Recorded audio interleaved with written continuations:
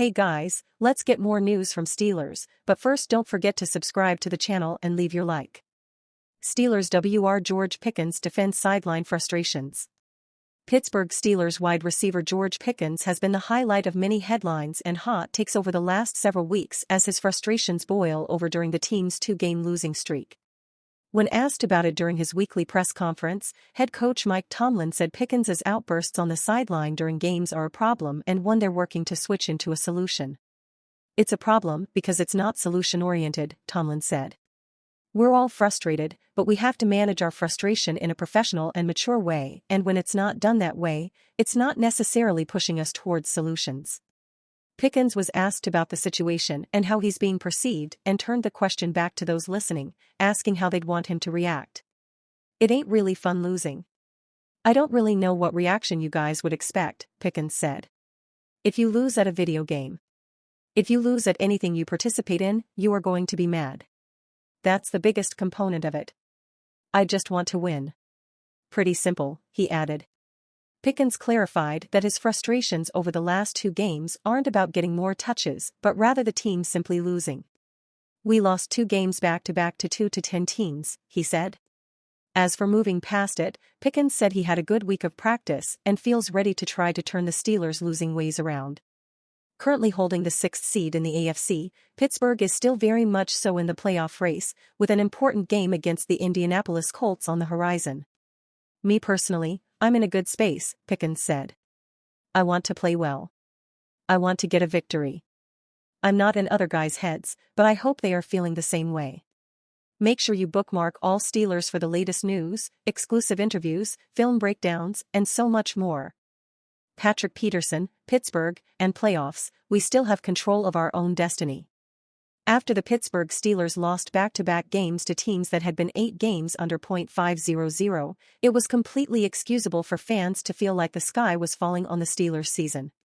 After all, this was completely unprecedented for a team with a winning record. It's not the kind of record any team wants to set.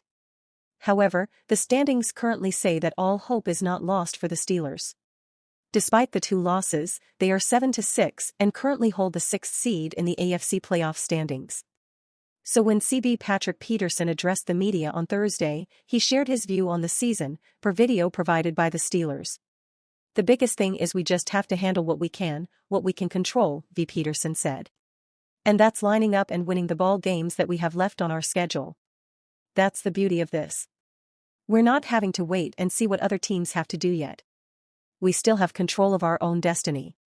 Despite a 2-game losing streak, the Steelers are still atop the heap of 7-6 teams in the AFC thanks to holding incredibly important tiebreakers.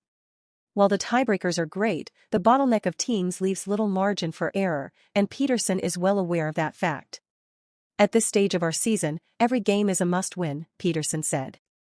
We're one of those teams that's right there on the cusp. We have about 5 or 4 other teams right under us that's 7-6 as well. One of those teams is the Indianapolis Colts, the team currently in 7th in the AFC and the Steelers' opponent on Saturday. If the Steelers can take advantage of the golden opportunity ahead of them, they can strengthen their position in the tiebreakers while separating themselves from the pack. It certainly seems like a tall task for this team, especially after the last 2 outings. Perhaps playing a team that isn't mired in the doldrums of a lost year will help the Steelers. After all, there should be 0 chance that any of the players will be overlooking a team with a winning record unlike they did with the Arizona Cardinals, according to RB Jaylen Warren. The Steelers did get good news ahead of Saturday's game as both of their star pass rushers, TJ Watt and Alex Highsmith, are out of the concussion protocol and will be available. The Steelers played with fire in their last 2 games and got scorched pretty badly. If they continue to do so, the season will go up in smoke. Thankfully, as Peterson said, the Steelers are currently in complete control of whether their season ends after Week 17 or they return to postseason play after missing out last season. Steelers urged to consider former Ravens OC, potential blockbuster QB trade. There are still 4 weeks remaining in the 2023 NFL season. But the rumor mill has already begun in full force for a lot of teams, including the Pittsburgh Steelers, who have an opening at offensive coordinator and injury behind center. With that in mind, The Athletic's Robert Mays had intriguing changes at both key positions that he floated as possibilities for Pittsburgh. If the Steelers decide, hey, we did the Kenny Pickett thing, even if we didn't put him in the best position, we still think this isn't our best path forward, are they a team that could look to take a big swing and try to go get somebody like this? Mays said on the Athletic Football Show on December 14. The somebody like this quarterback Mays was suggesting was Chicago Bears former first-round pick Justin Fields. This isn't the first time the Steelers have been mentioned as a potential destination for Fields. FanBuzz's Matt Lombardo connected the Steelers to Fields as a bit of a wild card team on November 29. But Mays went one step further in his speculation. In addition to a Fields trade, Mays proposed an offensive coordinator candidate for the Steelers if they acquire Fields. I've got an interesting name for you if you're picking a coordinator to do this with. Greg Roman, Mays said to co-host and former NFL quarterback Chase Daniels. Roman served as offensive coordinator for the Baltimore Ravens from 2019 to 2022. Quarterback Lamar Jackson won regular season MVP in 2019 with Roman as his play caller. The idea that the Steelers will consider a change at offensive coordinator and quarterback at the same time will be a stretch to some fans. Pittsburgh hasn't had a new offensive coordinator with a starting quarterback who wasn't on the roster the prior year since Ben Roethlisberger's rookie season in 2004. But given the fact the Steelers are 27th in offensive yards and haven't been better than 23rd in total offense since 2018, Pittsburgh could use major changes on offense. The idea of Fields playing in the same offense where Jackson won MVP should also be intriguing to Steelers fans. Mays argued that Fields is still too hesitant as a passer. But the former first-round pick has displayed obvious playmaking ability in his 3 NFL seasons. Over 36 NFL games, Fields has rushed for 2,021 yards and 12 touchdowns. Last season, he led the NFL with a 7.1 yards per carry average.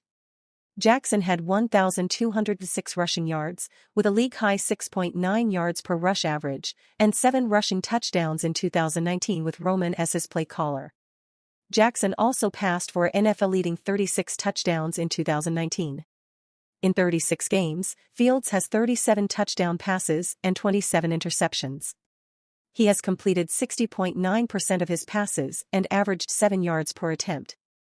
Roman resigned as Ravens offensive coordinator after the 2022 season in the face of severe criticism. And you fan, what do you think of the Justin Fields situation? Leave your opinion in the comments.